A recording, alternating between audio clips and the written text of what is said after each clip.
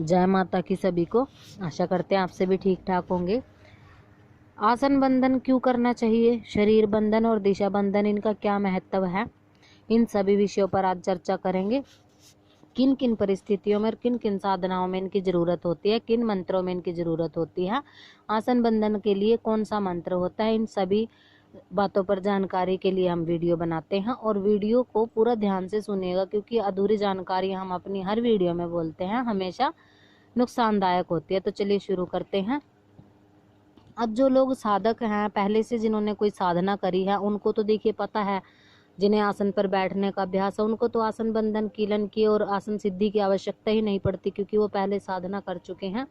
जो लोग नए हैं, साधक हैं, जो गुरुमुख नहीं हैं, उन्हीं के लिए हम ये वीडियो बना रहे हैं। क्योंकि जो गुरुमुख है वो तो गुरु परंपरा, गुरु आदेश से सारे कार्य कर ही लेते हैं।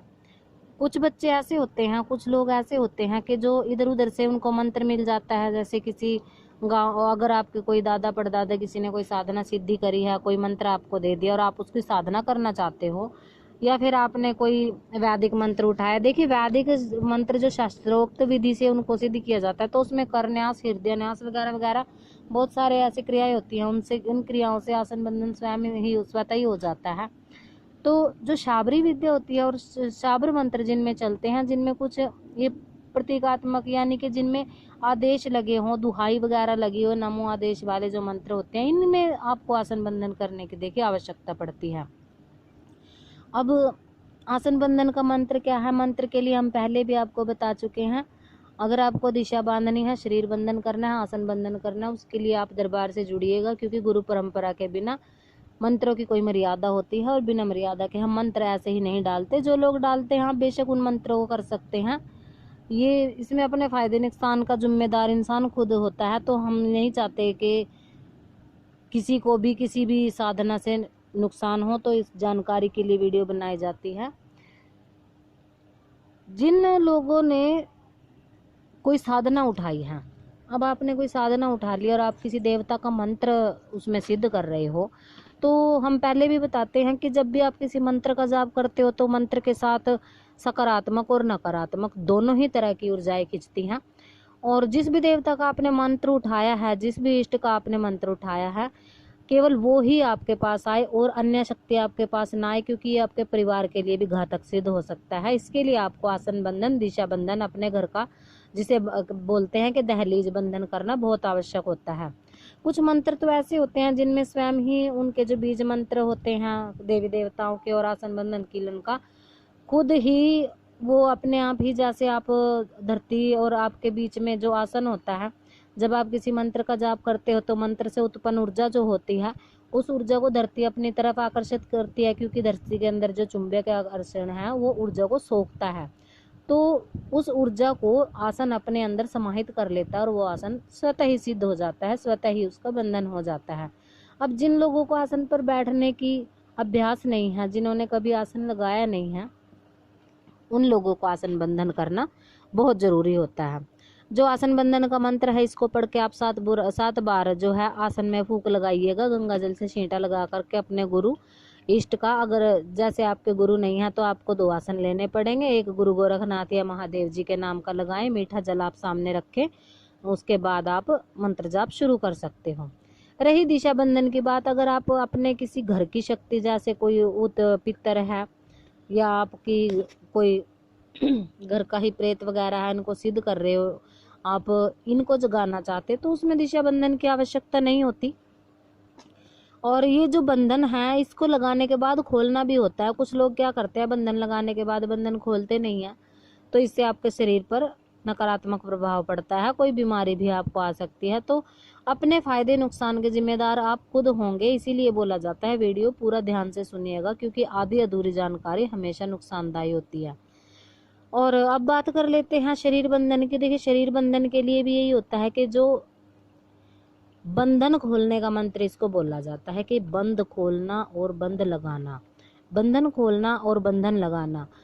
इस मंत्र को, ये शाबर सिद्ध शाबर मंत्र है, इस मंत्र को पढ़ करके अपने शरीर के ऊपर फूंक मारनी होती है। 3 बार आप फूंक मारोगे तो आपका शरीर का बंधन हो जाएगा।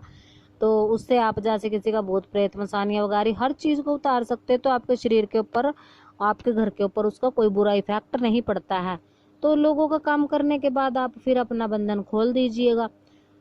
और जैसे आप रात को सोते हैं, अब अगर आपके आसपास कोई तंत्र करता है, कोई तांत्रिक है जो तंत्र सिद्धि करता है, तो उसको तो पता चल ही जाता है जब आप साधना करते हो कि हाँ फलाना आदमी साधना कर रहा है कोई, क्योंकि उसने सिद्धियां अगर की हैं, अगर वो सिद्धियों में जो साधना कर करके उसके सिद्धि प्राप्त हुई है, अब आपको जैसे सपने में कोई प्रतीक दिखाई देंगे, जैसे कभी कोई भैंस गाय या सांड के रूप में आपको दिखाई देगा, कोई औरत है कि उनके घर से आगे नहीं बढ़ रही है, और आपको सपने में ये सब दिखेगा, तो समझ लेना कि आपकी जो साधना है, आप जो साधना कर रहे हो, वो किसी दूसरे तांत्रिक ने बांध दिया है।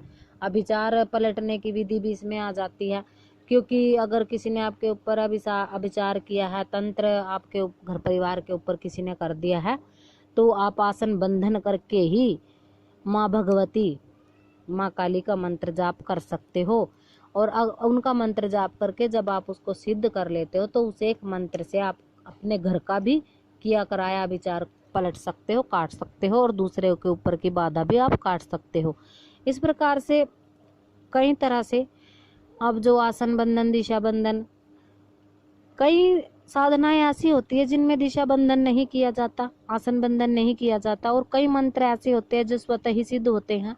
जब आप आसन पर बैठकर उनका जप शुरू करते हो, तो वो स्वतः ही आपके घर का और आपका बंधन कर देते हैं, जो गुरुओं के द्वारा पहले ही सिद्ध होते हैं। जो दुहाई जिनमें लगी होती है, ओम नमो आदेश, पिंड काचा, गुरु का वचन साचा, मेरी भक्ति मेरे गुरु की शक्ति, इस प्रकार के जो मंत्र होते हैं वो खुद में अपने आप में ही बहुत शक्तिशाली होते हैं, क्योंकि उनमें देवता के नाम की दुहाई लगी होती है, उनके गुरुओं के नाम की। तो उनमें जो आदेश होता है वो देवता को, शक्ति को मानना पड़ता है, और वो आपके कार्य करती है। तो जिन लोगों को जो मंत्र मिले हैं, जो जिस मंत्र की सिद्धि करते हैं, इस प्रकार से अगर आपके मंत्र हैं, तो इसमें आपको किसी आसन बंधन, दिशा बंधन की जरूरत नहीं पड़ती, क्योंकि कई गुरु ऐसे होते हैं कि आपको आसन दे दिया, गुरु मंत्र दे दिया, और ये नहीं बोला कि आपने आसन बंधन करना है, दिशा बंधन करना, आप सिर्फ आसन लगाओ और मंत्र जपो। क्योंकि उनमें जो कुछ अब शब्द होते हैं, हम बोलते हैं कि जो मंत्र होते हैं, अब किसी भी मंत्र की लाइन ले लीजिएगा आप, उसमें जो अक्षर होते हैं, बीजाक्षर होते हैं, वो किसी भी देवी देवता के, ग्रामीण देवता के हो सकते हैं, और उन्हीं अक्षरों के माध्यम से आपकी रक्षा स्वतः ही हो जाती है। माँ भगवती भवतारिणी सबकी रक्षा स्वतः ही करती है, अगर आप उनकी सिद्धि साधना करते हो। तो आशा करते हैं आप लोगों को जानकारी पसंद आई होगी। जानकारी के लिए ही वीडियो बनाई जाती हैं, और भी नई नई जानकारियों के लिए चैनल को सब्सक्राइब जरूर करिए। तब तक के लिए जय माता की।